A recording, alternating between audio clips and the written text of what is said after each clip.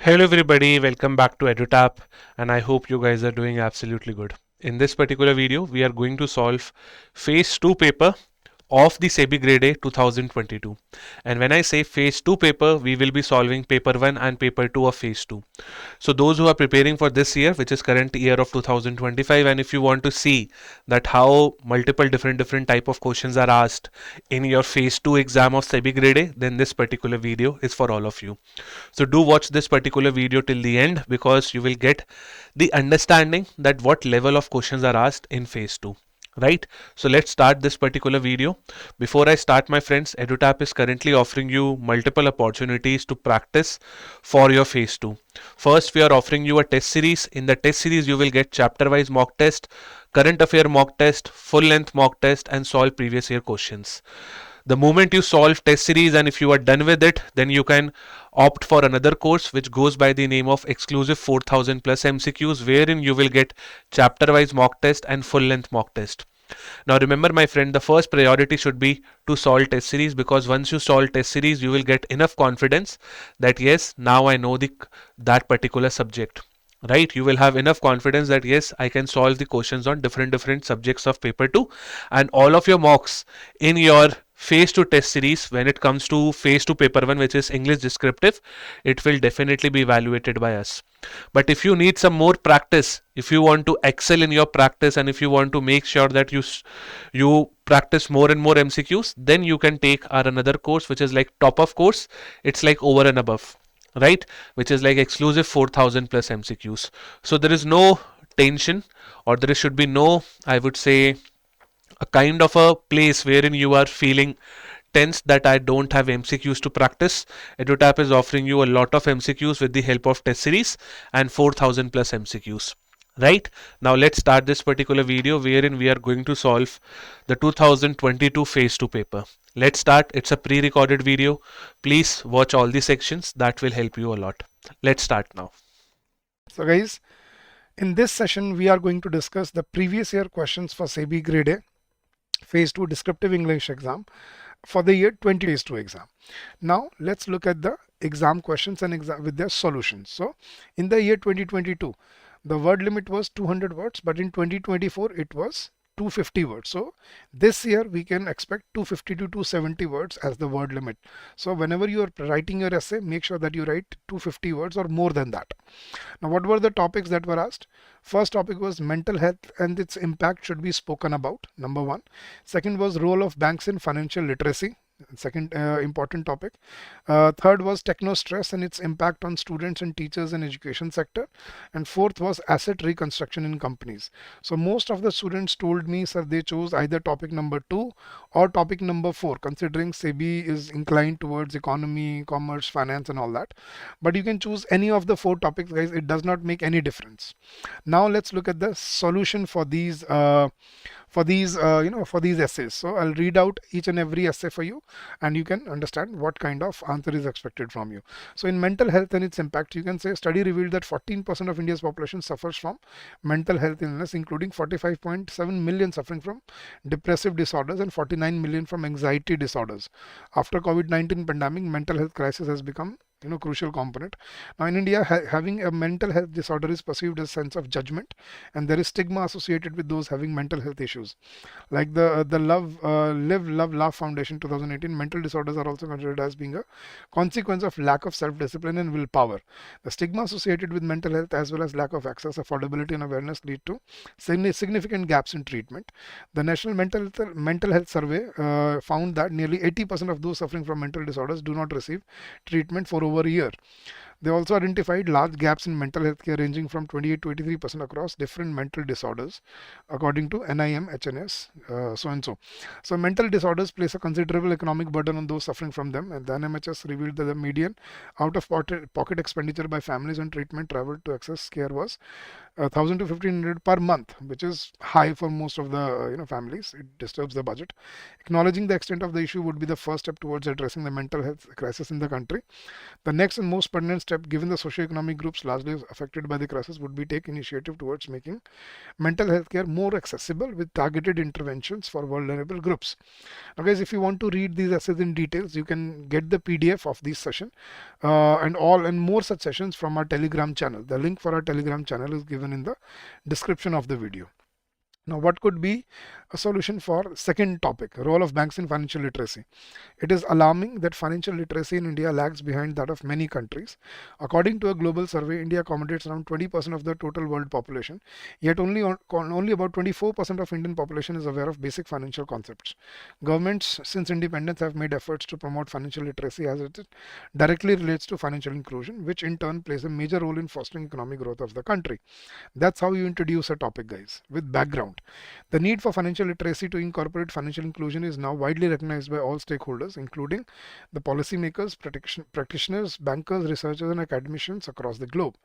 In consonance with the OECD's global paradigm, the National Strategy for Financial Education aims at spreading awareness about basic financial products such as bank accounts in order to link new users to the financial sector, educating the existing users in financial sector to make informed decisions, ensuring customer protection from risk and frauds by making them vigilant. Financial inclusion is emerging as a new paradigm of economic growth that plays major role in driving away the poverty from the country. It refers to delivery of banking services to masses, including privileged and disadvantaged people, at an affordable terms and conditions. Financial inclusion is an important priority of the country in terms of economic growth and advancement of the society. It enables to reduce the gap between rich and the poor and population. So it impacts the bank branch and credit deposit ratio of GDP of the country, which is an insignificant impact has been observed in case of ATM growth in the GDP. Third is, guys, techno stress, its impact on students and teachers. So there has been increasing interest among researchers in understanding the negative effects of technology in the last 2 decades. Techno stress or stress induced due to technology is extensively reported in the literature among working professionals. Even though there has been increased proliferation of digital devices in academia, there is a dearth of studies examining the prevalence of technostress and its impact among students. While the benefits of technology cannot be argued, there has been increased interest in understanding the negative impact of technology on end users. Technostress or inability to cope with new technologies have been extensively studied in the literature on the organization employee and its impact on job outcomes. So you can state that it is high among students with high burden on higher education. Then increased use of technology in higher education has compelled students to complete their academic work, including assessments using technology. Technology enhanced learning applications such as learning management systems, MOOCs, and digital exam devices require students to develop ICT skills.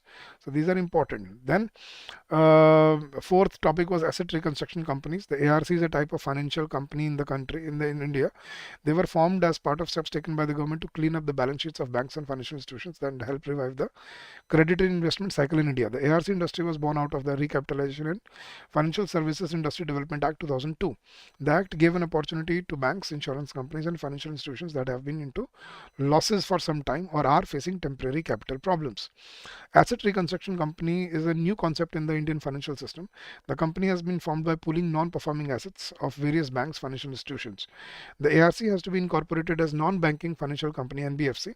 It can be set up by Indian or foreign individuals, companies, corporations, and public sector undertakings.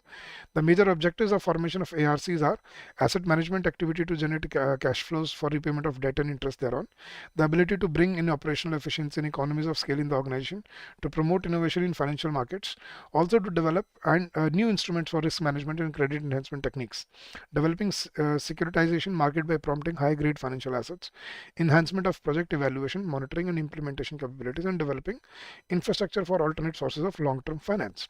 The number of ARCs in the country has risen sharply over the last few years, with 9 new entities starting up operations in 2006. With an asset base of 90 billion, Asset Reconstruction Companies ARCIL is India's largest ARC, followed by ARC Company of India ARCI. ARCs are regulated by SEBI and their services are available to both Indian and foreign investors and borrowers. Funds managed by ARCs can be used for almost any commercial purpose: real estate purchase, development, machinery acquisition, working capital requirement, etc. So these were the essays that were given to you in the exam. Now guys, let's start with the Precis passage. The topic was technological improvement required in the field of checking food quality, and the word limit was 150 words. So let's read the passage and let's see what could be the sample solution. Certainly, with the advent of globalization, the market has become more competitive because it has opened the business opportunity for new competitors. So this challenge relates to. So you can read the passage, guys. Let's not get too deep into this.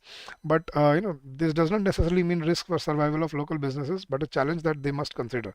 This challenge relates to the need to create greater consumer loyalty to products and services, greater suitability of the product consumer needs, and greater concern.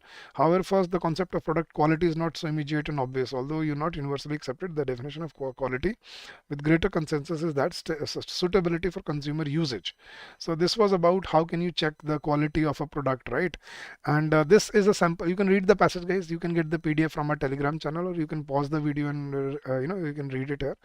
Now, what could be a sample solution for this passage? The title could be quality management, important aspects of food industry. And what could be, what could be a sample précis for this? The competitiveness of a company can be seen as a reflection of the strategies adopted as a means to adapt to the prevailing standards of competition in the markets in which organization operates. Certainly, quality is a key factor for the food industry, which acts in a market increasingly globalized. For that, companies must establish competitive strategies and develop an appropriate internal structure. The reality of each company in financial terms, cultural, organizational, and motivation will determine the degree of maturity and efficiency in quality management. What can be concluded is that competitive advantage certainly goes through the constant search for new tools and learning management systems that improve the quality of processes and services and consequently the products offered by the food industry. That was the highlight of the passage. So you have to take out only the core idea, the abstract of the passage, and present it in your own words. That is what Precis is all about. Okay. Now, this is your reading comprehension passage. So this was the passage. The topic was role of weather forecasting in agriculture sector. So what does what role does weather forecasting play in agriculture sector? So you can read the passage. Agriculture and farming mainly dependent on seasons and weathers. That is why weather forecasting is crucial for this, so and so. And the 5 questions that were asked on this passage were: first was discuss the correlation between agriculture and weather forecasting. Second was how does weather forecasting help the farmers? How important is weather forecasting with respect to irrigation? Discuss the role of fertilizers in a crop cycle and discuss the impact of seasonal changes of temperature on the crops. So you can read this passage, you can find out the answers, and this is how you need to elaborate the answers. The answers are supposed to be in your own words. They should not be copied and pasted from the passage. Right. So correlation between agriculture and weather forecasting. Agriculture and farming are mainly dependent on seasons and weathers. The temperature matters a lot in that case when it comes to the farming of different kinds of fruit, vegetables, and pulses. Previously, we did not have a better understanding of weather forecasting, and farmers were still doing the job based on predictions. Though sometimes they occur loss. They occur loss due to false predictions of weather.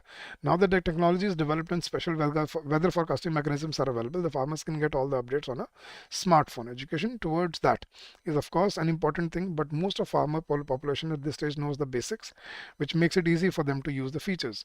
The relationship between weather and agriculture has therefore necessitated the need for accurate prediction of weather to enable farmers to make an informed decision that will not bring losses to them. Temperature, sunlight, rainfall have major effects on the crops. For livestock, temperature and adequate water and food are essential. Second, how does weather forecasting help the farmers? Occurrence of erratic weather incidents are beyond human control. It is possible, however, to adapt or to mitigate these effects of adverse weather if a forecast of the expected weather can be obtained in time.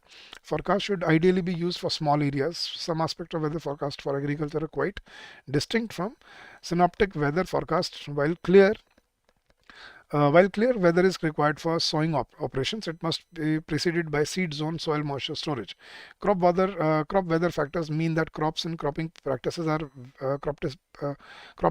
vary across areas within the same season.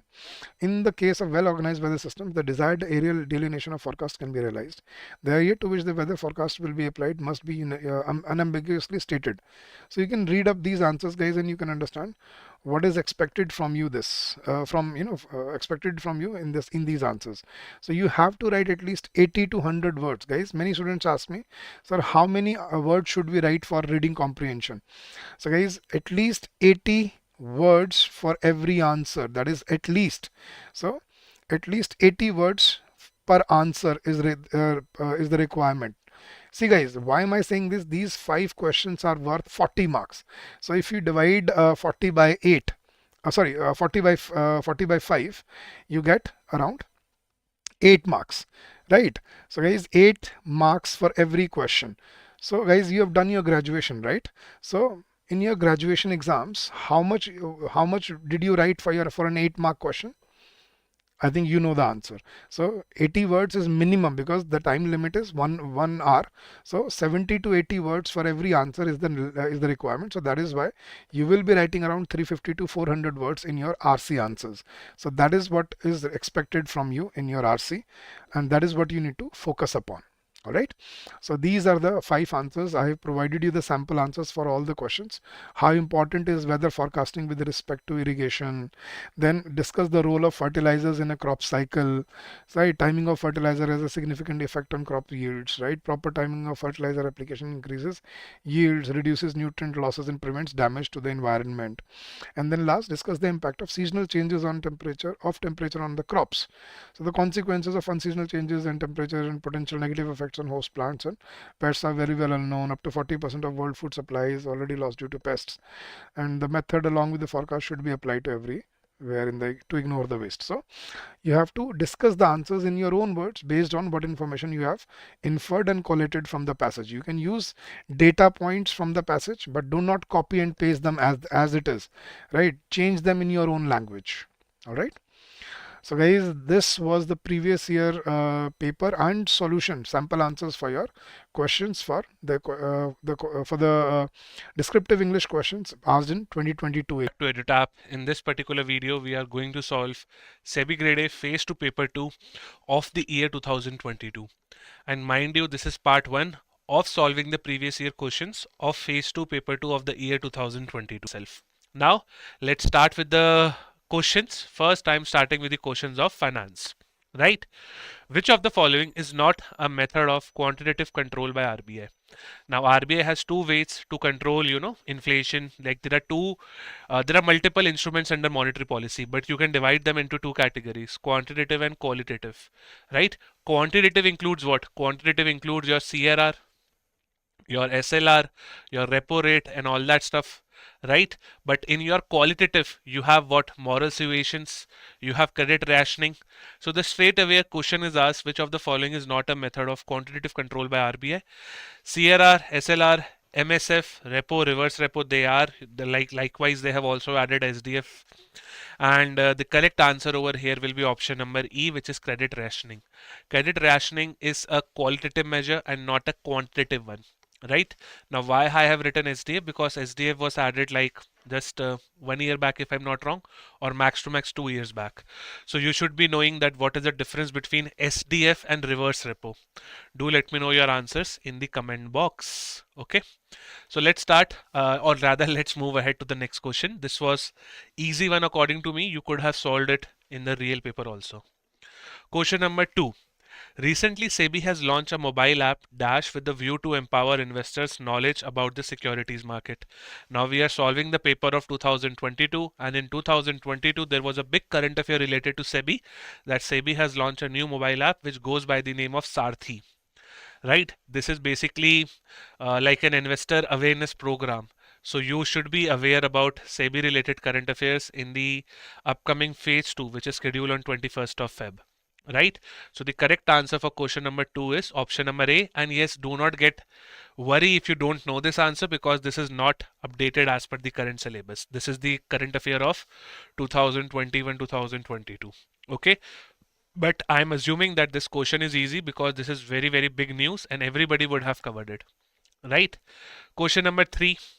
Where any trade receivable are financed through trends, the concerned trends on the behalf of factor shall give within a period of dash days from the date of assignment or satisfaction thereof, as the case may be, filed with the center registry with the relevant details. Now again, this is based on RBI notification, and we have seen that in 2024 paper also, and you can also see that in 2022 paper also, they are asking questions from the RBI notifications. So please cover RBI notifications for the year 2025 attempt also, because you can definitely get a question. First, try to cover the last 3 months of RBI notifications and then try to expand it up to at least 5 to 6 months for the sake of safety. Right. Now the correct answer over here is option number A, which is 10. But don't worry if you do not know this answer, because this is not like relevant for the current year, right, in which we all are sitting. But still, I will rate this particular question as tough because many less people cover the RBI notifications. And in RBI notifications, they are asking you a factual detail. Therefore, I will rate this question as tough. Okay. So first two questions were easy. The third one was tough. Which of the following is applicable on dynamic QR on B2C invoice under GST applicable from 1st July 2021?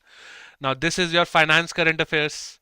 And in your finance current affairs, definitely we say that you should cover the current affairs which are related to your syllabus. GST is directly mentioned in your syllabus. Likewise, if you just recall, yesterday only, if I'm not wrong, 16th Finance Commission report is released.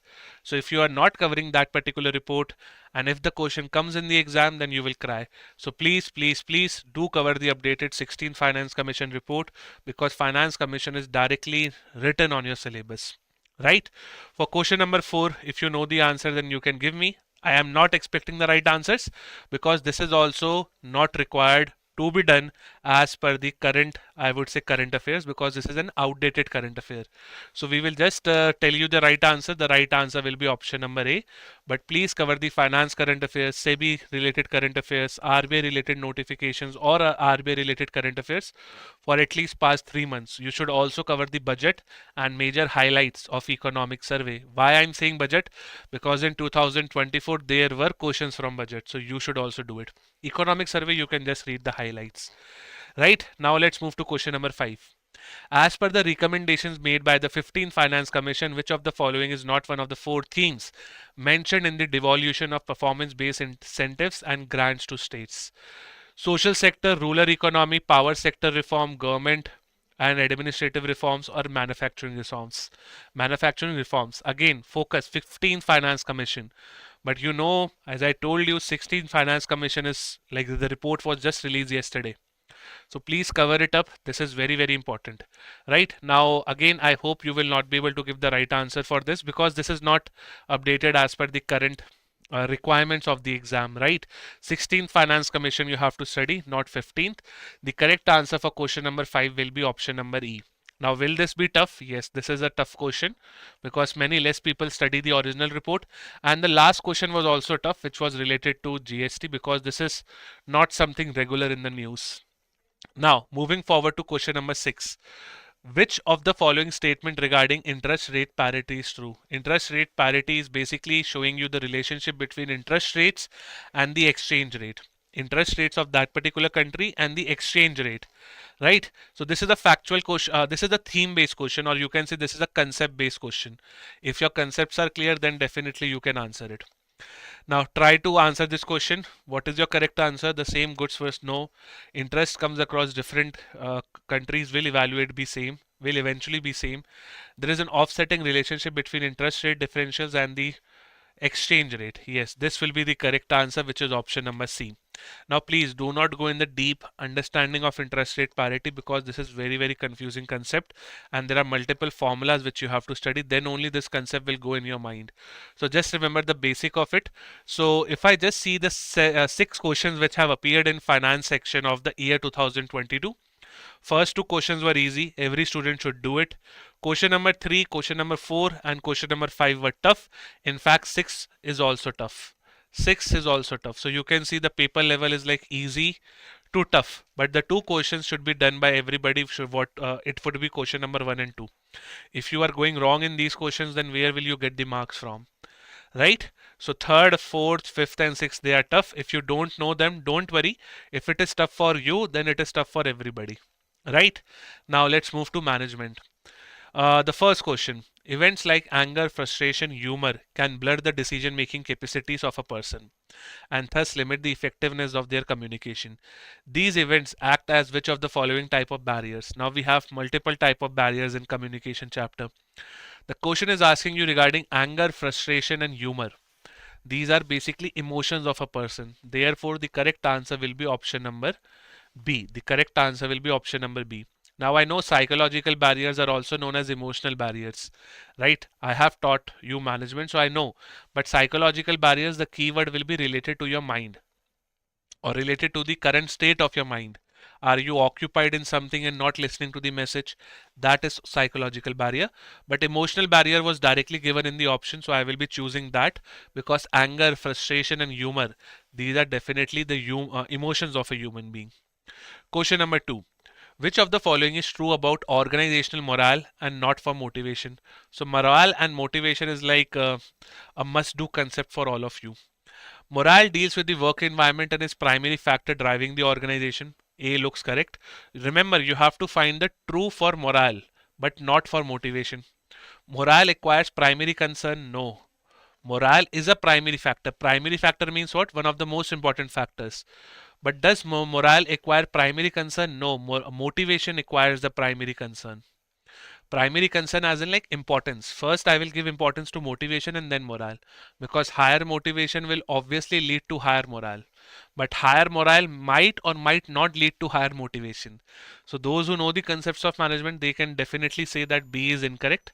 C, morale is an interpsychological drive for an individual. For an individual, no, morale is related to group. So C is also eliminated. Higher morale lead to higher motivation of employees. This is a maybe case. This is a maybe. Like ho sakta hai, but it is not like mandatory. So we will eliminate D also. The correct answer comes out to be option number A itself. Now I will rate this question as moderate because many less students cover the concept of motivation and morale. And the first question will also be moderate because this is not directly, solvable. You have to first understand the barriers and then you have to apply your brain. But yes, it can be easy for some those who know the concepts. Right? Same goes for question number 2. It can be easy for those students who know the concept. Third one, identify the HRD subsystem where employee performance is increased with increase in his ability and knowledge. See, ability is increased with training and knowledge is increased with development. This is the fundamental rule which you study in your HRD chapter. Career planning deals with your career. It does not deals with your ability and knowledge. Performance appraisal is like giving feedback to your employee. Organizational development is like taking some planned efforts. So my correct answer was option number A itself. And once you have A as correct, then why you are going ahead to read other options. Save your time. Question number 4. Identify the leadership style. Identify the leadership style where the leader has inspirational and charismatic approach. Inspirational and charismatic will only fall under one type of leadership which goes by the name of transformational leadership. Therefore, my answer will be option number B, transformational leadership. Right? Transactional cannot be your right answer. Authoritarian, autocratic was given by Kurt Lewin and they are also not correct. Delegative is again not correct. So my answer comes out as option number B. Next question, and yes, these two are looking easy. Question number 3 and 4, by the way, looks easy. Identify the role of manager where manager solves the problem, provide feedbacks, duly recognize his employees, and provides training and development and monitors work. So read the question number 5, and tell me the correct answer. Now we know the role of manager given by Henry Mitzberg, but these are not given by Henry Mitzberg. These are like random roles of manager which the examiner has put in the paper. Identify the role of a manager where manager solves the problem, provides feedback also, give recognition also, provides training and development also, and monitors the work. So this is a kind of an open-ended question. Open-ended as in like you have to choose that particular option which is broad, not narrow. Right? So performance management, developmental, providing perspective, change agency. C and D can straight away be eliminated. Providing perspective doesn't make any sense. Change agents are people who you hire to make sure that your company is working on the right change. Like these are special agents who come in your company and they promote change. None of the above is also not looking correct. So what will be the answer? The correct answer is performance management. Basically in performance management, you recognize the employee, you provide training and development also. Right? If I choose developmental, then it's more of future oriented, not of like current work. So therefore my answer will be option number A. This was a kind of a tricky question. So I will rate it as moderate. Question number 6. Which of the following is an incentive and not a reward? Which of the following is an incentive and not a reward? So you have to read the statements and you have to identify that which of the following is an incentive and not a reward. Incentive basically means something which you have already announced. or a kind of a perk or a kind of a benefit which you have already announced. For example, those who will increase the sale by 20,000 units, they will definitely get a 5% increment in salary. This is an incentive. Reward is like, let's say an employee has produced, let's say 80,000 or 70,000 units. Your target was just 20,000, but you have increased it by 70,000. So this means it's an exceptional performance. And whenever you have an exceptional performance, to reward, you give what? You give a reward, right? So to reward an employee, you will give a prize. That prize will be called as a reward, right? So reward is given once the performance has been attained, and thus this performance is mind blowing. Incentive is like those who increase the sale by 20,000, like if 5 to 6 people increase the sale by 20,000, you will give them 5% increment, right? So remember, by this explanation I can definitely tell you that incentive is more of forward looking, and that will be my correct answer, because I have to stimulate my employees behavior so that they can increase productivity in the future period of time. So it's more of forward looking in the future, right? Read the other statements. Given to stimulate greater production, that can be true for incentive and both reward also. Recognition of past performance, this is true for reward, right? Providing cash for something done in past is not making any sense. Like this can be true for reward, but you have to identify the statement related to incentive, right? So if you see in question 6, whatever questions we have solved, first question moderate, second moderate, third easy, fourth easy, fifth is also kind of doable if your concepts are done or if your concepts have good clarity, but I will rate it as moderate. Sixth one is also moderate. So you can see the overall paper for management for 2022 is easy to moderate. You could have scored good. Now let's come to the most dangerous section, accounts. Question number 1 says rather, oh, you can see the answer, so I will hide it. Don't worry. I think there is some mistake in making the PDF. The answers are already given, but don't worry, you can solve with me. Which of the following statement is incorrect regarding the provisions? They appear on the company balance sheet under current liability. Yes, they do. We have this balance sheet structure, and you write provision for dividends, provision for warranties, provision for bad dates as your current liability. A provision should be recognized as an expense. Yes, because they will reduce your P&L. They will be charged from P&L, so your profit is bound to reduce. Provision represents the fund put aside by the company to cover anticipated losses. Yes, this is what the major objective of provision is. Provisions are contingent upon happening or non-happening of an event. This is incorrect. Why this is incorrect? Because contingent liability is contingent. Contingent means what? कि होगा या नहीं होगा.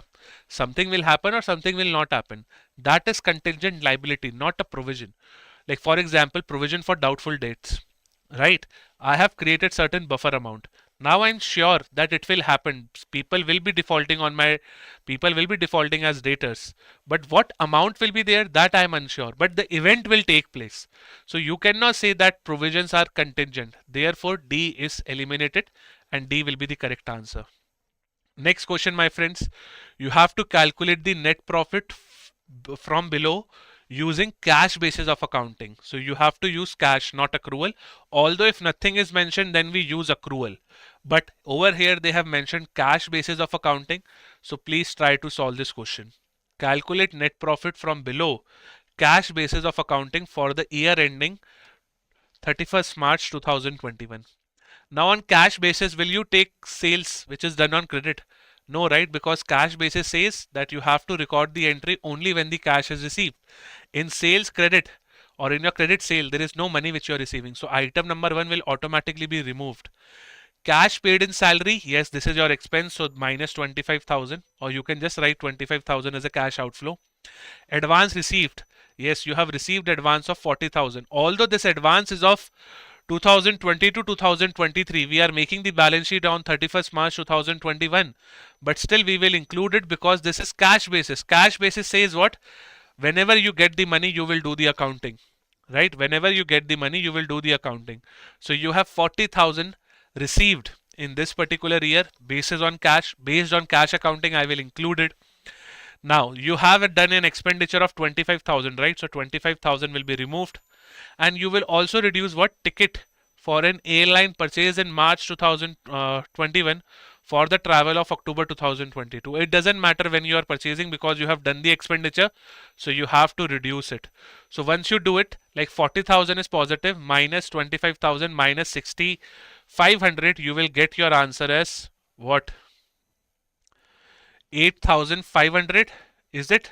Let's check. Yes, it is there in the option, so I will mark my answer as option number C. Let me check, is it correct? Yes, the answer was correct.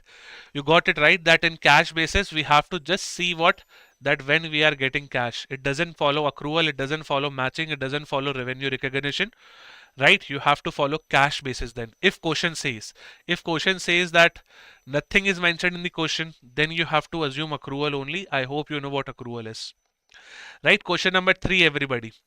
I will hide the answer for you. Chalo. Using the following information, calculate interest coverage ratio. Interest coverage ratio is what? EBIT divided by your interest. EBIT divided by your interest obligations, right? Now, have they given you EBIT? No, they have given you profit after tax. So your net profit is given to you as 60,000. They have given you tax rate of 40. Okay, and they have given you 15% long-term debt of 10 lakhs. So first, if net profit is given, first profit what you get is gross profit, then you have EBIT, then you have profit before tax, and then you have profit after tax. Those who have attended my classes, they know the hierarchy of this particular structure of profits. So PAT is given to you as 60,000. You have to go to EBIT, right? So first of all, you have to add tax, but tax they have given you in percentage, not directly. So what you can assume is, let my profit before tax be X. Let my profit before tax be X minus 40% of X is equals to what? Profit after tax, which is given to me as 60,000. So it will be like X, your profit before tax, because we are calculating this, right? The difference between profit before tax and PAT is what? It is tax only, right? So our tax rate is given, not absolute number. So my profit before tax, if you do this, this will come out as what? 60,000 divided by 0.60, so it will be 1 lakh, right? If I'm not wrong. You also solve, right? So profit before tax came out to be as what? 1 lakh. Now, you also know that to come from EBIT to PBT, if you have to come from earning before interest and taxes to PBT, you have to settle certain non-operating incomes and non-operating expenses. In this case, you are paying interest. So interest will be added. Interest will be added to PBT so that you can reach to EBIT. Right? What is the interest obligation which I have to pay? 15% of 10 lakh. 15% of 10 lakh, which will be 1,50,000. Right? So if I add 1,50,000 to my profit before tax, my EBIT will come out as what? 2,50,000. My EBIT will come out as what? 2,50,000. Now, simply you have got the numerator 2,50,000. Divide by interest obligation, which came out as 150. So solve this and your answer will come out as what? Option number C. I have not solved this, but I am seeing the answer which is given in the PDF itself. It's 1.67. So if you solve, you will also get the similar answer. It will be 1.66 something. So you can round it off to 1.67. Cool. I will rate this question as moderate, not hard, because if your concepts are clear, then you could have solved easily. So till now, accounts question looks easy to me, not tough. Question number 1 is easy. Question number 2 is also easy. Question number 3 is moderate, right? Second is easy. First is easy. Third one is moderate. Coming to the fourth one. Calculate the book value of per share of ABC Limited using the information below. Book value per share means what? Now see, book value per share basically means shareholders fund. Shareholders fund divided by what? Divided by your total shares which are outstanding. Yes, total shares which are outstanding, or you can say total equity shares which are outstanding, right? So now you have to calculate shareholder fund. Shareholder fund means what? Equity capital, preference capital plus your reserves and surplus. So if you do this, then your shareholder fund will come out as what? In the information which is given, profit after tax, issued share capital issued, market value of rupees 13. So if you solve this, your shareholder fund is just having one particular component, which is 70,000 shares into 10, which is your 7 lakh rupees, right? 70,000 is the total number of shares multiplied by the face value. So total equity share capital is what? Or total share capital is what? 7 lakh only. Divided by the total shares which are outstanding. Total number of shares are 70,000. Now if you solve this, your answer will be somewhere around 10. Right? But 10 is not given in the option. Now see, this is where the logic comes. This is where the logic comes. They have given you market value. Market value, I think, is not making any sense in this question. They have just given it to confuse you. But if you see profit after tax, this is your net profit. This net profit, if it is not used for other purposes, then it will be transferred to the reserves. Now in your shareholder fund, we all know that it is equity, preference and share, reserves and surplus. So I will include this 1,75,000 into my reserves. Although they are not labeled as the reserve directly, but we are assuming, because if you solve the question with the basic method, your answer is not coming. So you have to assume something, that profit after tax which is given, this will be your reserve and surplus, right? So it is 175. So if you solve this, like do the calculation for me, it will be what? 875 in the numerator divided by 70,000. If you do this, what will be your answer? 7 lakh plus 175 divided by 70. Your answer, if I'm not wrong, will come out as what? uh like solve it. I will also open my calculator because I'm not that much good in mathematics. So 875 divided by total number of shares, right? 70. So my answer is coming out as option number B, which is 12.5, right? So I hope you would have also solved it. But yes, my assumption was that profit after tax will be transferred to reserves and surplus. Cool. So this is my question number 4. Now let's come to question number 5. I hope you are solving with me. Calculate gross profit ratio. Gross profit ratio is what, my friend? Gross profit divided by sales into 100 for percentage conversion. Now solve it. Sales is given as 1 lakh, purchases is given, carriage inward is given, wages is given, salary को ignore करना है because salary is not the part of gross profit calculation. Salary is an I would say operating expense which will be calculated for EBIT, which will be used for calculation of EBIT. Right? Decrease in inventory is given to US 10,000 positive and purchase return is given to US 2,000. Okay. Purchase return is given to me as 2,000. So my net purchase became what? 73. Right? 75 minus 2, simple. And now see, first you have to understand the formula. Gross profit by sales. Sales we have directly and there is no sales return. So I will take this as a final number. Now you have to calculate gross profit. Gross profit is what, my friends? Sales minus COGS. Sales is given to you as 1 lakh. Now you have to calculate COGS. COGS is directly given to you as what? Opening stock plus your purchases plus your direct expenses minus your closing stock. Right? Now see, opening minus closing they have given to you as 10,000. So I will directly write 10,000 over here. Purchases they have given to me as 73,000. 75 minus 2 plus your, I would say what? Your carriage inward plus the wages. These are two direct expenses which you will take into the account. So this will be 7,000. 5 plus 2. Will we take salary? Salary is not a direct expense. Remember this. Salary, marketing expense, office administration, office rent, office water bill. These are all operating expenses, I know, but these are indirect. These are indirect. These are not direct cost. Right? So if you do this, your COGS will come out as what? COGS will come out as what? This is your 80 plus 10, 90. So my COGS came out as 90. Right? So my gross profit will be what? Sales minus COGS. COGS is 90. Sales is 1 lakh. So my gross profit will come out as what? 10,000 only. Right? Now apply the formula. Gross profit is gross profit divided by sales. Sales was 1 lakh. Gross profit ratio is what? Gross profit divided by sales. So ये तो 10% होना चाहिए. The correct answer should be 10% because you will multiply by 100 also. Right? Just do the calculation basic. Right? So according to me, this question is easy to solve. The correct answer will be option number B. Now, let's move to 6th. A company purchased an inventory of 1000 units at 1200 per unit from the outside vendor. Vendor allowed a trade discount of 5%.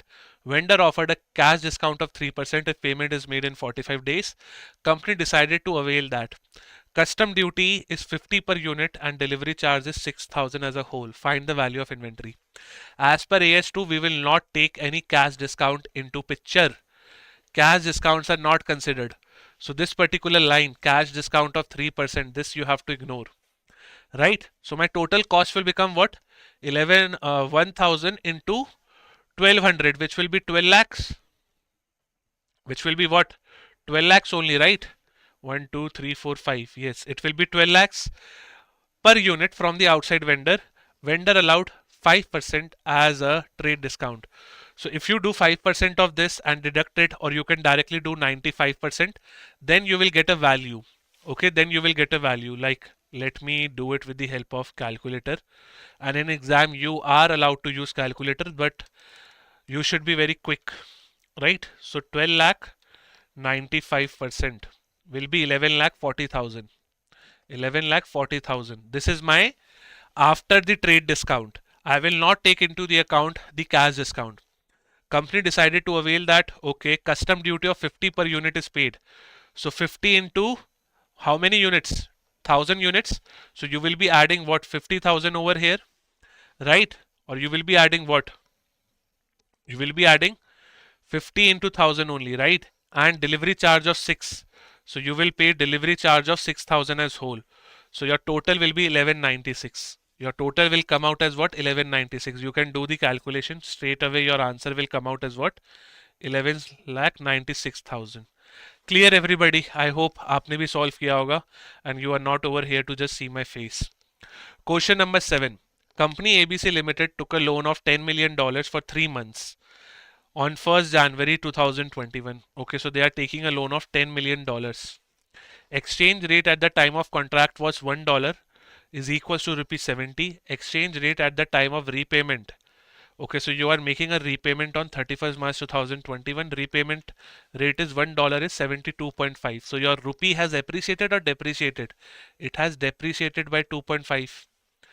Find the amount of PNL to be charged in the year of 2020-2021. Simple question. This is a loss for you because rupee has depreciated and you have taken a loan in a foreign currency, which the total value of currency is 10 million. So 10 million into 2.5, which will be a loss of 2.5 crores, right? They can ask you in millions also, but they have asked you in crores. The correct answer will be option number B. Straight away question. You do not even have to pick your pen for this. Last question, question number 8. Which of the following statement is incorrect with regard to cash and cash equivalents?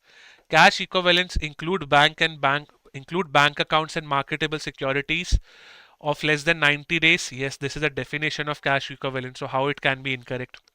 Any item falling in this category will be classified as current asset. Obviously, yes, because this is maturing. This will help you to get the money in less than 90 days only.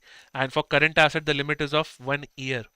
So the cash and cash equivalent is definitely a current asset. Cash equivalents include bank deposits with more than 12 months. No, no, no. So my answer will be option number C, because option number C is incorrect one. Right? So if you see, my friends, all the questions we have solved so far in accounts also it is logical and you could have scored good. In management also with some practice you could have scored good. Now this is the end of this particular video. So as a part of this video, we are going to discuss SEBI Grade A Phase 2 Paper 2. So let us begin with the first component as a part of this video, which is basically the company law. And let us see question number 1.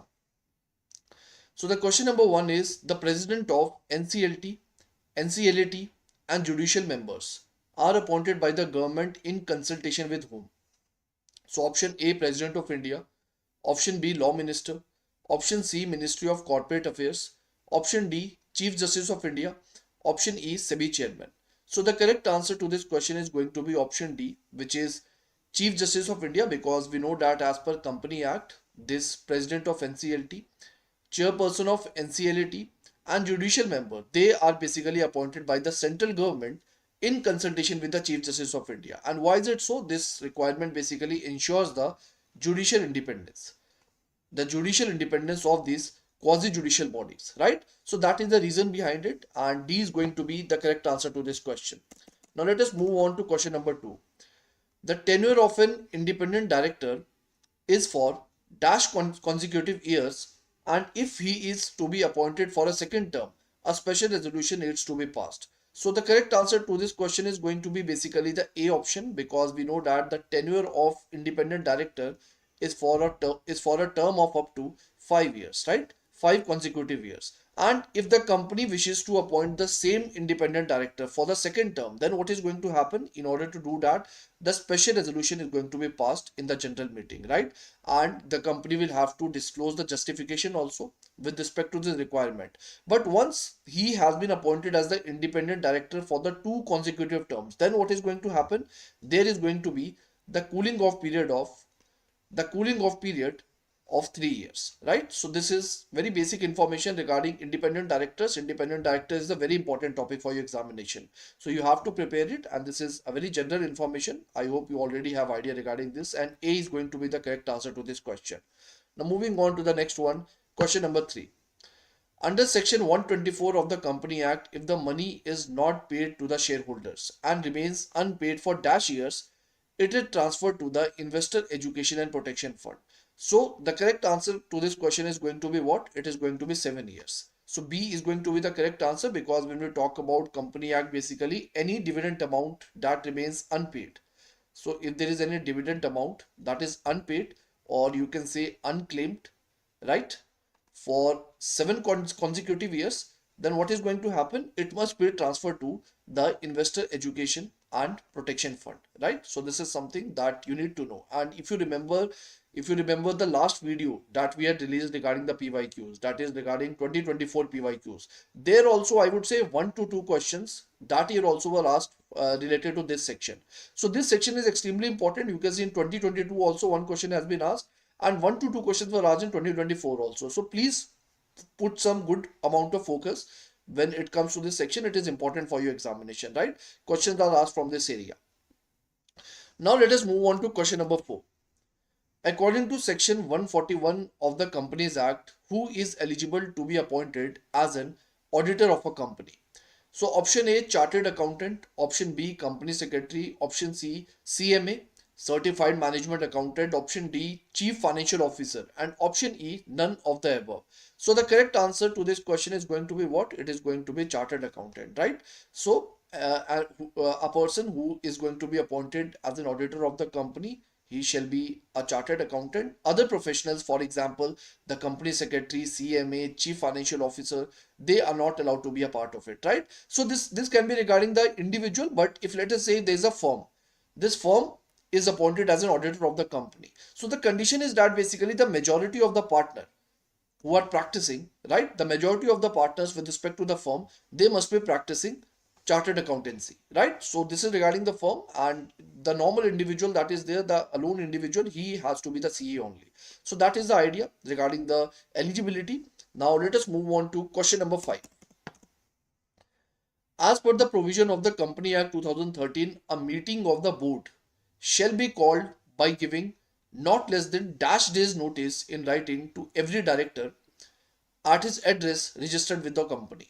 So a meeting of the board of directors shall be called by giving not less than how many days notice? It is basically 7 days notice, right? Because we know that if we talk about Company Act section 173, so as per section 173, basically a minimum of 7 days notice in writing must be given to every director at the address that is registered with the company to convene a board meeting, right? So 7 days is going to be the answer to this question. But however, let us say if there is a case of urgency, if any urgent case is there, then in case of urgency, what can happen is a meeting may be called on a shorter notice also, right? So over there, the 7 days requirement is not required, right? But in the normal scenario, 7 days is the I would say the period before which basically which has to be followed while giving the notice in writing to every director, right, at his address with the company. So this is going to be the answer to this question. Now let us move on to question number 6. Recently, SEBI has directed the mutual fund industry to set up an audit committee at the asset management company level. As per the provisions of the Company Act, what is the minimum number of directors required for the audit committee? So option A, 1, option B, 3, option C, 5, option D, 7, and option E, none of the above. So the correct answer to this question is going to be option 3, right? Because as per Company Act, basically the audit committee must consist of minimum 7 directors, right? Additionally, it also says that basically the majority of the members of the audit committee, they shall be independent directors. They shall be independent directors. And apart from that, if you talk about the chairman of the audit committee, right, this is also very important provision.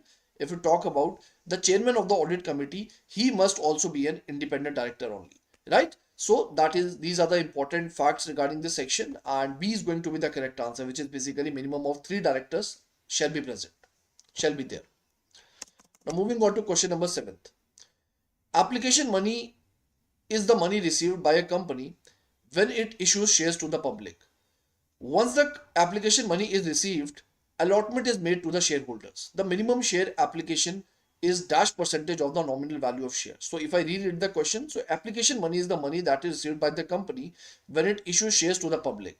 Once the application money is received, allotment is made to the shareholders. The minimum share application money is dash percentage of the nominal value share. So what it is going to be, what percentage? It is going to be 5%, right? So if you talk about section 39 of the Company Act, right, you must be knowing about this section. So section 39 of the Company Act, if it basically says that a company issuing the shares to the public, it must do what? It must receive at least 5% of the nominal value of shares as the application money, right? So 5%, A is going to be the correct answer to this question. Now these were the number of questions that were asked in the year 2022 regarding the company law. Now as a part of this video, now Kritika ma'am is going to continue, and she's going to discuss the questions that were asked from the economics part, and after that Ashima ma'am is going to discuss the questions related to the costing. So I hope the session was helpful. So hello everyone, now let's start with the previous year questions of your 2022 SEBI Grade A Phase 2 examination. For your paper 2, we will discuss the economics questions. Okay, we will discuss the economics previous year questions. So let's get started. Now the first economics question is in front of you. Which of the following is not a method of quantitative control by RBI?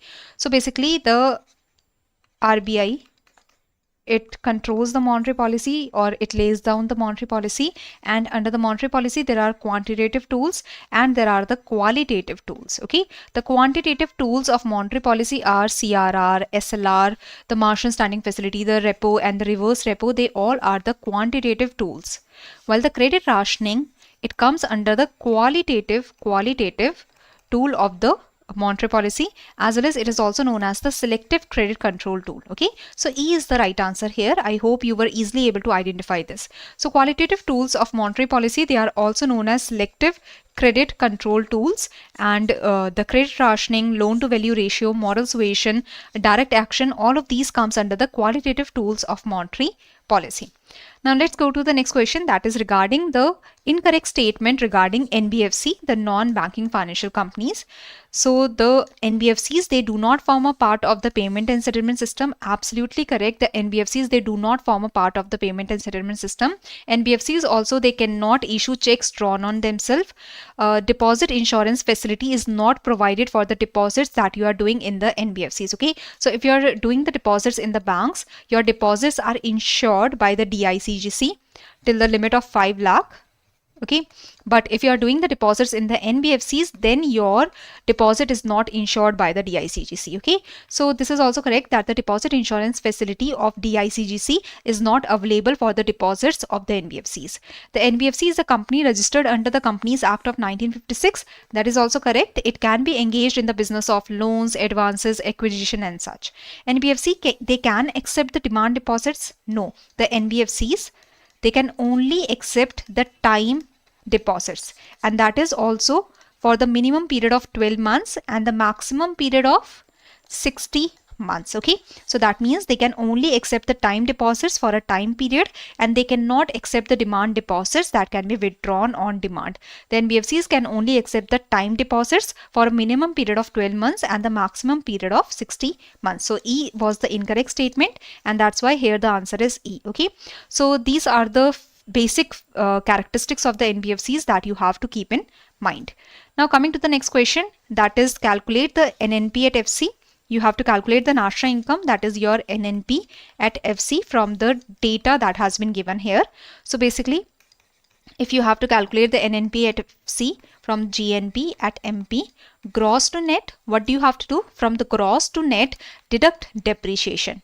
From national to national, no change. From market to factory, from market price to factor cost, deduct the indirect taxes, add the subsidies. Okay, so GNP at MP, that is 5069, deduct the depreciation, that is consumption of fixed capital 626, and deduct the indirect taxes, that is 495, and add the subsidies, that is 69. Okay, so if you do the calculation, the NNP at FC, I hope you are able to calculate this, and I hope you got to the same formula for calculating the NNP at FC. So the answer here is 4017. So here the answer is A. Okay, and the formula is that to calculate NNP at FC from the GNP at MP, from the GNP at MP to calculate the NNP at FC, from gross to net, deduct the depreciation, deduct the consumption of fixed capital, from market to factory, from market price to factor cost, deduct the indirect taxes, add the subsidies, you will get 4017. Okay, so factor cost to market price, add the indirect taxes, deduct the subsidies, and vice versa.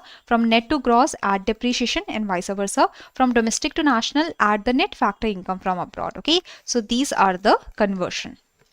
Now, which of the following defines the monetary base? See, monetary base is also known as the reserve money or the reserve base, or it is also known as the high powered money. High powered money, that is written as M0. So the formula for M0 is the sum of currency in circulation. So currency in circulation plus the banker's deposit with the RBI plus the other deposit with the RBI. Okay, so this is the formula of the monetary base. So here the currency in circulation and bankers deposit with the RBI, this is the answer. The other deposit with RBI, it is usually ignored because it is a very small value. Okay, so even if the other deposit with RBI is not written, remember that it is a very small value, so it is usually ignored. So here the answer is A, that is the direct formula for the monetary base or the reserve money or the high powered money. Okay, so M0, currency in circulation plus bankers deposit with the RBI plus other deposits with the RBI. So this is your M0, that is the reserve money or high powered money or the monetary base, and the other formula of the M0 is currency with public plus cash reserves of the banks plus other deposits with RBI. This is another formula for the M0. M1 is currency with the public plus demand deposit plus other deposit. M2 is M1 plus savings deposit with the post office saving bank, and M3 is M1 plus time deposits with the banks. M4 is M3 plus total deposit with the post office saving organization excluding the national savings certificates. So remember that these formulas are very, very important from the examination perspective. Okay, so now coming to the next question. Now, which of the following statements is incorrect regarding the Phillips curve? So the Phillips curve states that inflation and unemployment, they have inverse relationship. So usually, yes, it is said that the Phillips curve shows the inverse relationship between inflation rate and unemployment rate. If the inflation rate is increasing, the unemployment rate is decreasing. The short run Phillips curve or the downward sloping Phillips curve. So the downward sloping Phillips curve is generally held to be valid only in the short run. Yes, it is stated that the short run Phillips curve is downward sloping, while in the long run we have a vertical Phillips curve. So in the long run we have a vertical Phillips curve because in the long run it is stated that we have achieved the natural rate of unemployment and the unemployment rate is stuck at this natural rate of unemployment in the long run, and so the Phillips curve is vertical. Okay, so in the long run Phillips curve is usually thought to be vertical at the non-accelerating inflation rate of unemployment, that is the natural rate of unemployment. Okay, now high inflation and high unemployment are because of recession. So basically the high inflation and high unemployment, this is the characteristic that we find under the stagflation. This is the characteristic of the stagflation. That means stagnation. The stagnation has come into the economy due to which the output is not increasing and the unemployment might be increasing, and inflation is also persistent in the economy. So high inflation and high unemployment, they are because of stagflation. So all the other statements are correct, only the D1 was wrong, and that's why D is the answer, because you had to find the incorrect statement. Okay, so basically high inflation and high unemployment, they are generally the situation under the stagflation, and it is said that the Phillips curve, that is the downward sloping Phillips curve that shows the inverse relationship between inflation rate and unemployment rate, it broke down because of the stagflation that was faced in 1970s by US. So the inflation rate was also increasing or unemployment rate was also increasing, due to which the Phillips curve shift rightwards, okay? And the stable Phillips curve, the stable downward sloping Phillips curve broke down because there was rightward shift in the Phillips curve that showed that inflation rate is increasing, and with that unemployment rate is also high, okay? So this is the idea that stagflation, it talks about the high inflation and high unemployment, which leads to, the stagflation leads to the rightward shift in Phillips curve, or the adverse supply shock. It leads to the rightward shift in Phillips curve. Now, coming to the next question, which of the following statements is incorrect regarding monopolistic competition? So monopolistic competition, it exists when there are large number of buyers and sellers. Absolutely correct. In the monopolistic competition, there is no barrier to entry and exit of the firms. Correct. Monopolistic competition has product differentiation and firm bear the selling cost or the advertisement cost. Yes. Monopolistic competition, like soap industry, there are so many of the different kind of soaps, so the firms have to do the product differentiation, the firms have to do the advertisements and such. Monopolistic competition has less elastic demand than the perfect competition. Now think about it, the perfect competition has perfectly elastic demand curve, while the monopolistic competition has downward sloping demand curve that is elastic. Okay, so the monopolistic competition has less elastic demand curve in comparison to the perfect competition. That is correct, because the perfect competition has perfectly elastic demand curve, while the monopolistic competition has less elastic demand curve in comparison to the perfect competition. So this is also correct. Now, coming to the last statement, there is no excess capacity in the long run with normal profits. No, in the monopolistic competition, actually there is excess capacity that is present. Okay, so this is the incorrect statement. In the monopolistic competition, in the long run with the normal profits, there is excess capacity that is present. So here you can see that in the long run, the equilibrium is here, where the marginal cost is cutting the MR from below. So at this equilibrium point, the firm is not at the minimum of average cost. The minimum of average cost is here. The minimum of average cost is at this point where the marginal cost is cutting the average cost. So minimum of average cost is where the marginal cost is equal to the average cost. So minimum of average cost is here. So you can understand that this is the excess capacity that the firms have present, that the firms are not able to utilize in the long run. Even at the equilibrium point, the firm has the excess capacity. Okay, so excess capacity is present. So the equilibrium point is at this level. This is the equilibrium point. This is the long run equilibrium where the firm is earning normal profits as the average revenue is equal to average cost. Now the minimum of average cost is at this level of production. So this is the excess capacity that the firm has, that the firm is not utilizing. So remember that there is excess capacity that is present in the long run in the monopolistic competition with the normal profits. Okay, so E is the answer here. Now coming to the next question, which of the following statements is correct if the demand function is this? So demand function is 18 minus 3p. So remember that this is what? Intercept. This is intercept. Minus 3 is the slope that shows the downward sloping demand curve. So demand function shows the functional relationship between quantity supplied for a commodity and its various determinants. No, demand function shows the relationship between the demand and price, and the changes in the demand with the changes in the price. The quantity demanded is directly related to price of the product. No, the demand is inversely, negative sign means that the demand is inversely related with price. When the price is increasing, demand will fall. So there is inverse relationship between demand and price. For the given demand function, the maximum price is 6. So let's say this is your demand. The price is 6. When the price is 6, then your demand is 0. Then your demand is 0. So yes, at the maximum price, the demand will be 0. So yes, the maximum price is 6. The maximum price is 6 and the demand curve has the slope minus 3. So yes, the slope of the demand curve is minus 3. The slope of the demand curve is minus 3. Okay, so that is the slope. The above equation shows a curvilinear demand function. So remember that this is the demand is equal to 18 minus 3p. So this is a linear demand function. This is a linear demand function, not curvilinear. So only the C statement is correct, and that's why the C is the answer. Okay, so here you can see that in the demand equation, this minus B, it is the slope. It is the slope. The slope of the demand curve is minus B.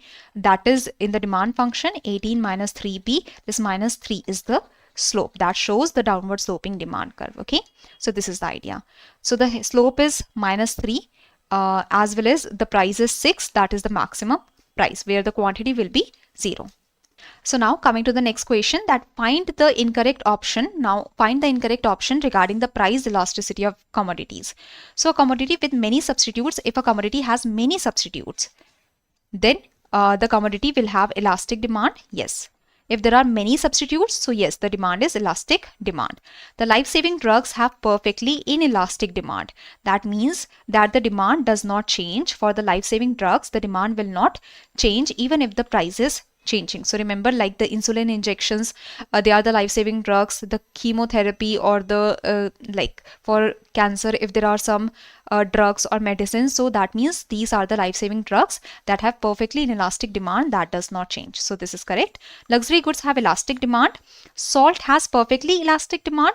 Does salt has perfectly elastic demand? No. Salt is a necessary good, and the necessary goods, they have the inelastic demand. They have the inelastic demand. So remember that the necessary goods, that is the goods that have less substitutes, they have less elastic demand or inelastic demand. Okay, so A is the incorrect option, and that's why A is the answer. So remember that the luxury goods and the goods that have many substitutes, they have elastic demand. The necessary goods or the goods that have less substitutes, they have inelastic demand. And the life-saving drugs, that is essential for your survival, that have perfectly inelastic demand that cannot change at all. So the salt is considered as a necessary good that has less substitutes. That's why it has inelastic demand, not perfectly elastic. Okay, so this is the idea. A was the answer. Coming to the next question, economic theory and good practice suggests that a government should run deficits during recession. So when there is a recession, the government should do more expenditure in comparison to the government receipts. Okay, government should spend more. When there is a recession, the government should spend more and should reduce its taxes or can reduce its taxes. So this is the idea. Now the theory which explains the process when the government try to align its expenditure with its revenue is termed as, so when the government is focusing on the government expenditure to be equal to the government revenue. So this kind of policy will be called the fiscal prudence. Okay. So fiscal prudence, the government follows a path of fiscal prudence when the government is focusing on not increasing its expenditure irrationally, and the fiscal prudence is when the government is focusing on reducing its expenditure so that it is not going beyond its receipts. The government focuses on reducing its expenditure so that it is not going beyond its receipts. Okay, so this is the idea that if the government is focusing on, if the government is trying to align its expenditure, trying to reduce its expenditure so that it is equal to its receipts, its revenue. So this kind of process or this kind of term is for the fiscal prudence. Okay, prudent, you can understand the word prudent. That means the government is focusing on the expenditure that should be aligned with the receipts of the government. Now, coming to the next question, that is, which of the following is not the reason for demand pull inflation? So demand pull inflation, it happens, the inflation, that is the prices are rising in a sustained or continuous manner. There is the increase in general price level in the sustained or continuous manner because of the increase in demand. So if the population is increasing, demand will increase, the prices will start increasing. Deficit financing, that means the government is doing the deficit, government is spending more.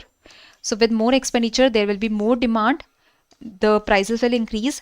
Over expansion of money supply, more money supply means more. If we have more money in our hands, with more money supply, we have more money in our hands, we will demand more, prices can increase. So C is the answer here. Increase in administered price. If the government is directly increasing the price, so that means the prices are increasing, the inflation is happening, but without the increase in demand. Okay, so increase in administered price, this is not changing the demand, so it is not leading to the demand pull inflation. That is the idea. So demand pull inflation happens when the growing demand demand pull inflation happens when there is growing demand, and with the increase in demand, the general price levels start to increase. So when demand of goods and services rises faster than the supply, so the price starts to increase. So this leads to demand pull inflation. Increase in administered price, if directly the government is increasing the price, or directly if the price is increasing, so that is not because of the increase in demand. Okay. Now coming to the next question, which of the following is not correct with respect to monopoly? So a bilateral monopoly exists when a market has only one supplier and one buyer. Absolutely correct. A bilateral monopoly exists when there is a market that has only one buyer and one seller. Monopoly can lead to higher equilibrium price. So in the monopoly, there can be higher price and lower quantity, generating a larger welfare for the monopolist. So the monopoly, it can be at the equilibrium. So this is the average revenue or the demand, and this is the marginal revenue, and this is the marginal cost. Okay, so the monopoly can be at the equilibrium point where it is charging higher price and it is selling less of the quantity in comparison to under the perfect competition. Yes, it can be possible. So in the monopoly, because the monopolist has the power to decide the price, so yes, the monopolist can charge the higher price, and yes, the equilibrium can be at the higher price and lesser quantity, as this is the equilibrium point. So here the firm is profit maximizing. Okay, so the monopoly can charge the higher equilibrium price with the lower equilibrium quantity, generating a larger welfare. So this is also true. Monopolies have a downward sloping demand curve. Yes, monopolist has a downward sloping demand curve. There is a restriction of entry of new firms in the monopoly market. In the monopoly, a firm has got the monopoly, either the national monopoly through the natural restrictions, or through the legal barriers, or through the large investment that is required in this particular segment. So there can be any restriction that can stop the new firms to enter the monopoly market. Okay, so yes, there are some barriers to entry. It can be legal barriers, natural barriers, or the barriers through the investment. Monopoly promotes perfect knowledge? No. In the monopoly market, the monopolist does not promote perfect knowledge. The monopolist has the most of the knowledge. Okay, so the monopolist, it does not promotes the perfect knowledge. So this is the idea that the perfect knowledge is the characteristic of the perfect competition, where the buyers, sellers, they all have the perfect knowledge. This is not a characteristic in the monopoly, as it is the wish of the monopolist, like how much information it wants to share. So monopolist can decide that how much information it wants to share in the market. Okay. So now coming to the last question. So this is the last question. See, the non-plan expenditure and the plan expenditure, these were the terms that were used previously.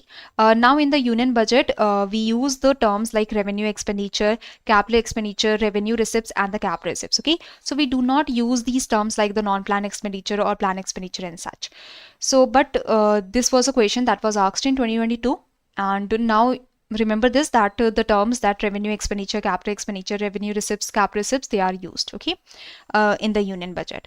So non-plan expenditure is the expenditure that is obligatory in nature, that you can understand, like the salaries, subsidies, as well as the interest payments. They are the obligatory expenditure. The defense expenditure, it is obligatory expenditure.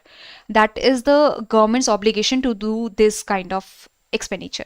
So non-plan expenditure is usually the obligatory kind of expenditure. Now, which of the following is not a non-plan expenditure, that you have to tell. So defense expenditure is obligatory. Debt servicing, that is interest payments, they are also obligatory. Debt servicing, that is returning the debt or giving the interest payments. Direct interest payments, they are obligatory in nature. Subsidies are obligatory in nature. So these are the non-plan expenditure. But the expenditure on electricity generation, this is the investment that the government do to increase the capital asset, or for the investment purposes, the government do this kind of expenditure. Okay, so this is the plan expenditure that the government is doing to improve the electricity generation, or to do the electricity generation.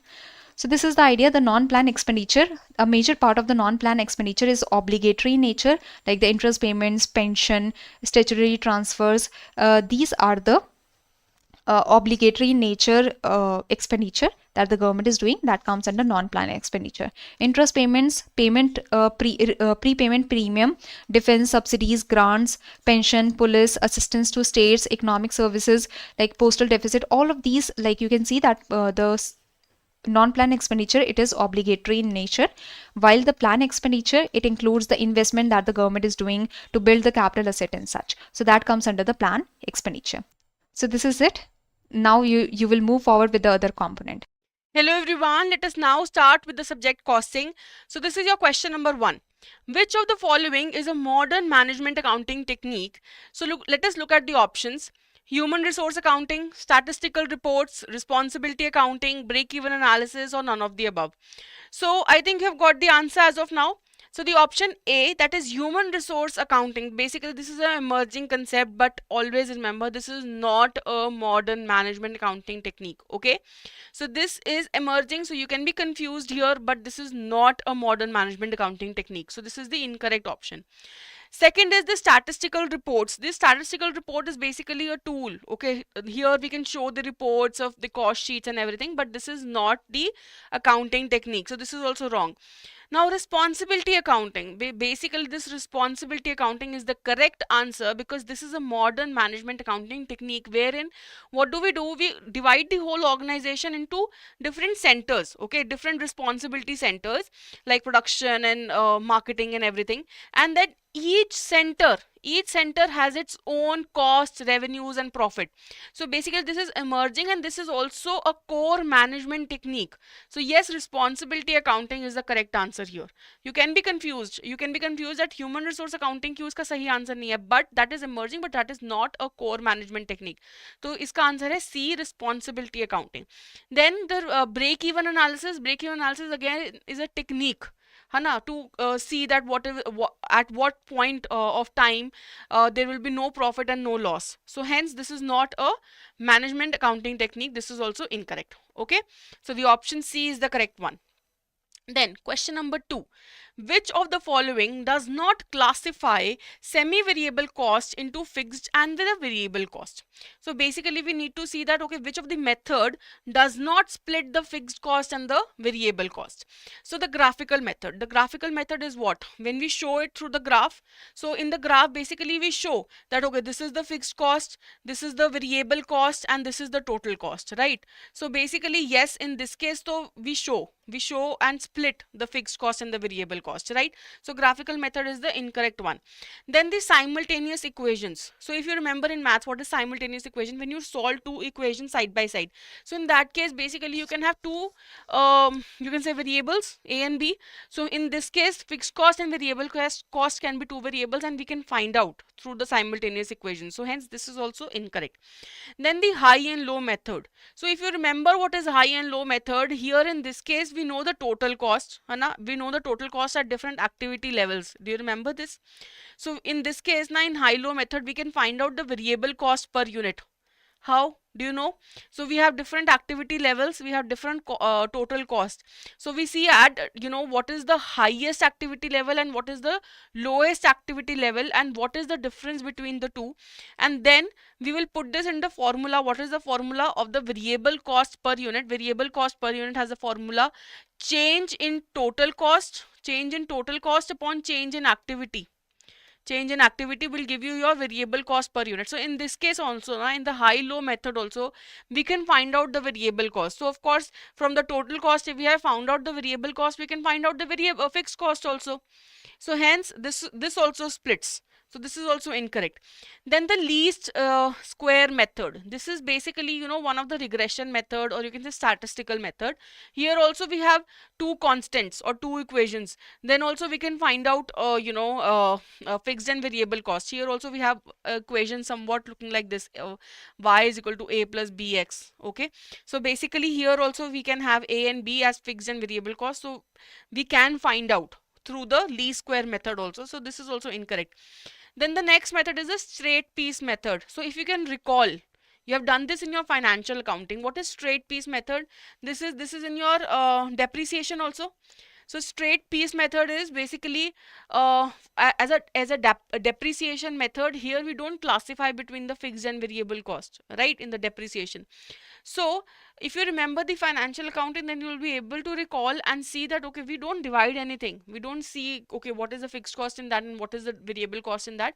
We just find out the depreciation for that specific period. So straight piece method is here the correct answer, because it does not classify between the fixed and the variable cost. Okay, so option C is the option E is the correct answer here, straight piece method. Next, question number 3. Calculate the prime cost using the information given below. We have the direct material cost, labor cost, fixed overheads, variable overheads. So in prime cost, we know that only the direct cost is included. Hana? The sum of the direct cost is the prime cost. So only the first two, that is the direct material cost and labor cost, will be included. Why not overheads? Because overheads are indirect cost. तो ये दोनों include नहीं होंगे.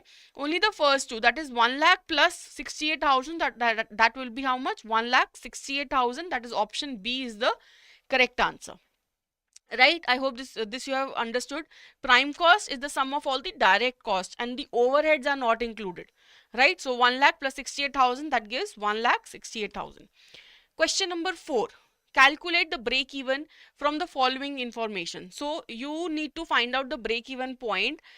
Now you need to remember the formula. Now what is the formula? Quickly recall that in your heads, that what is the formula in units if you say.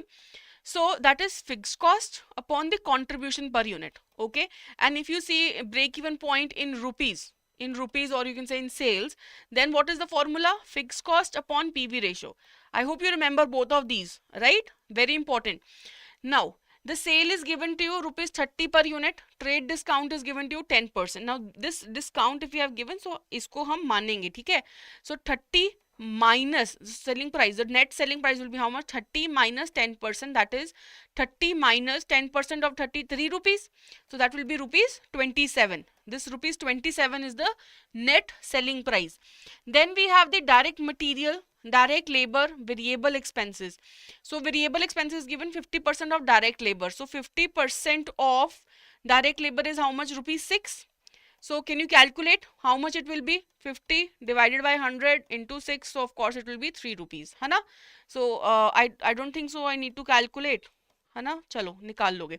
So rupees 3 is the variable expenses. So we know in marginal costing का topic है. So in marginal costing we treat all the direct material, direct labor or the direct cost as variable only.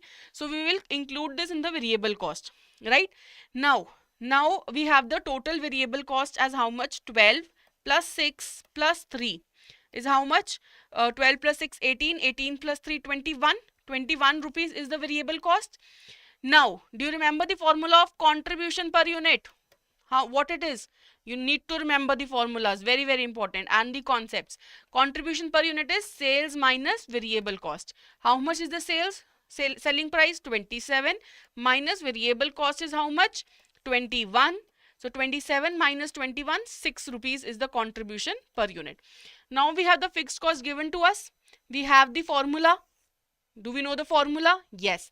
So now just put this in the formula. Fixed cost is 60,000 divided by the contribution per unit 6 rupees. So divide by 6 rupees, you will get 10,000 as the break even point, right? So option C is the correct one, right? I hope this is very much clear.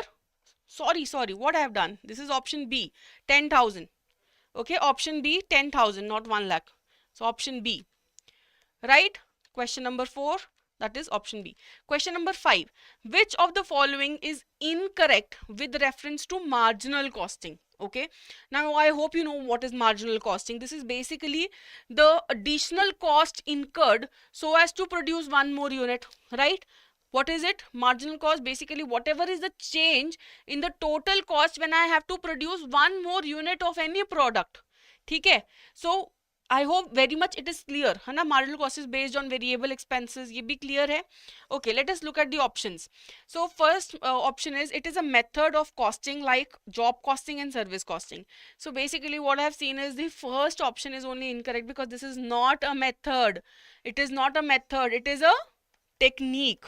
Okay, so all those जिन्होंने पहले ही option में देख लिया है और पता कर लिया कि ये सही है, मतलब this is the correct option because this is a incorrect statement, तो hats off guys. So it is a technique, it is not a method. Okay, so पहला ही statement हमारा option A is the correct option. Okay, because it is an incorrect statement related to marginal costing. Let us look at the other statements also. In marginal costing, marginal cost is the change in total cost when the quantity produced is incremented by 1. So when the quantity produced is changed by 1, or you can say it is increased by 1. So yes, whatever is the change in the total cost, that is the marginal cost. So this is the correct statement. Next, it considers expenses incurred at each production stage except for overhead pricing. Indirect expenses को नहीं लेते हैं ये, है ना? Only the direct cost and whatever is the manufacturing cost, that will be included. So overheads को नहीं लेते, indirect costing को नहीं लेते हैं. So yes, this is also a correct statement. Then contribution margin is computed as selling price per unit minus the variable cost per unit. This we have already done in the previous one also, na? Selling price minus variable cost. So this is true. So hence the answer is option A, because this is the incorrect statement. Okay. Next, which of the following is not a feature of cellular manufacturing system? So do you remember where is cellular manufacturing system, in which chapter we have studied this? In lean system. Okay, this is a part of lean production system, the cellular manufacturing, wherein what do we do? In U-shape format, है in U-shape format we have small cells, where what do we do? Not similar type of activities that are clubbed together in one cell. Okay, in one cell, है ना? One activity here, one activity here, and one activity here. So in different cells, and then it is shown in a U-shaped format, right? So that is a cellular manufacturing production system. Do you remember that? So basically here we have small cells. So what? Let us see which is not a feature of cellular manufacturing system. First, it brings scattered processes together to form short, focused parts in concentrated physical space. So yes, in concentrated physical space. Now let us do the question number 7. A company produced 60,000 units in the accounting period. It sold 50,000 units with 10,000 still in inventory. So 60,000 is the production, 50,000 is the units sold, and 10,000 is the closing inventory. Okay. Now it sold each unit for rupees 100. Okay, the selling price is 100 rupees. Each unit cost rupees 25 in direct material, 20 in direct labor. Manufacturing overhead was 10 rupees plus 5 in variable administrative cost. Then the fixed manufacturing overhead is 3 lakh. The fixed manufacturing overhead. Fixed administrative cost is 2 lakh. If the valuation of inventory is done by absorption costing method, then find out the value of the inventory. So basically you have to find out the value of the closing inventory, that is the 10,000 units. Okay. So first of all, you have to see in the absorption costing method what all expenses are included. So only those expenses which are relating to the manufacturing department, that are included. Okay, if it is based on administrative selling department, then wo include nahi honge. So in the absorption costing, we will include which expenses? Let us see the expense first of the manufacturing. That is 25 in the direct material, 25 rupees plus direct labor 20 rupees. So this will also be included. Manufacturing overhead was 10 rupees. That is 10 rupees will also be included, plus 5 in the variable administrative cost. So will this be included? No. Administrative cost include nahi hogi. Then the fixed manufacturing overhead was 3 lakh. This is given in sum. So can I find out the fixed cost per unit? Can I do that? So 3 lakh divided by the number of units it has produced. Okay, the number of units, uske basis pe fixed cost niklegi na. So 60,000 units. Why we have taken the number of units produced? Because fixed cost is basically incurred on the number of units I have produced, है ना? तभी fix cost incur हुई है क्योंकि हमने production करी है. So number of units that you have produced उससे डिवाइड होगा to calculate the fix cost per unit. So 3 lakh divided by 60,000, that is 5 rupees 5. So this will also be included. So when you calculate this will be how much? 30 plus 20, 50, and 55, 60. 60 is the total manufacturing expenses according to the absorption costing method. So how will you calculate? The closing inventory is how much? 10,000 into 60 rupees. So that means 6 lakh. 6 lakh is the correct answer. Option number A. Right? Option number A. Question number 8. Which of the following is a notional cost? Notional cost means imputed cost. है ना? Imputed cost, or basically it means when there is no actual cash outflow or inflow. So basically when there is no cash outflow, then it is notional or imputed cost. So absorption costing. So in absorption costing abhi humne kiya hai. So yes, we calculate the manufacturing expenses and then all those expenses are actually incurred. So yes, it is not a notional cost. So this is incorrect. Then historical costing. This is a past cost but actual cost, right? So this is also not included. Standard costing. This is basically a planned cost. कि इतना cost होना चाहिए हमारे product का, but is it actual? Is it the actual cost? No, it is a planned cost. So this is basically a notional cost.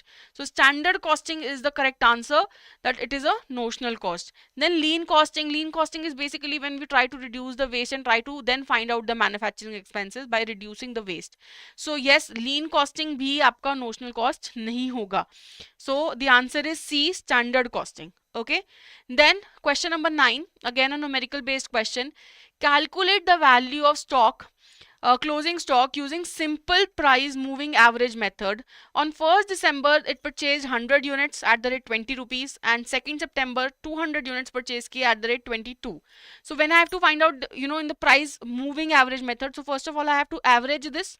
So that will be 20 plus 22 divided by 2. I have to average. So 20 plus 22, 42. 42 divided by 2, that is 21 rupees. That is the average price. Now on 5th December, I issued 250 units to department X. I have to find out the value of closing stock. So first of all, I have to issue 250 units. So the total number of units is how much? 300. Total number of units is 300. Out of that, I have issued 250. Right? So what is the closing stock? 50 units. That is the closing stock. So I have to value this 50 units. So 50 units into the average price. What is the average price? 21. 50 into 21, that is 1050. Correct? So the option A is the correct option. Right? I hope this is very much clear. So this is all. This is all 9 questions that were asked in your paper 2022 phase 2. So best of luck. So this is the end of this particular video, my friends. I hope you enjoyed all the different discussions which we have done on the previous year questions. Thank you for watching the video, and I would like to end this particular video by telling you that EduTap has a very good course if you want to practice multiple MCQs. You can get that test series also for specifically for phase 2, which will help you to practice on multiple different concepts.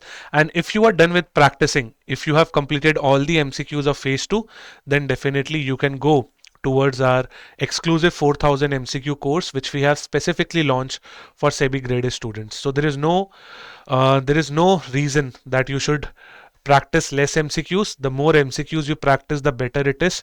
You can definitely visit our website edutap.in, wherein you can see that what are these courses are all about. But as I told you, these courses are made rather to give you a platform to practice. And those who are practicing for the year 2026 or those who are practicing for next year, then definitely you can take a look towards our gold course and silver course, because these courses will include your recorded classes, your concept notes, summary sheet, multiple MCQs. Right? So it will definitely take a longer time to complete the gold and silver one. So if you want to practice for the next year to come, then definitely gold and silver courses are very good. In gold course, you will get entire material for phase 1, for phase 2 and for interview also. In silver course, you will only get the material of phase 2 plus interview. Right? So that's it. Have a great day ahead, and I wish you all the very best.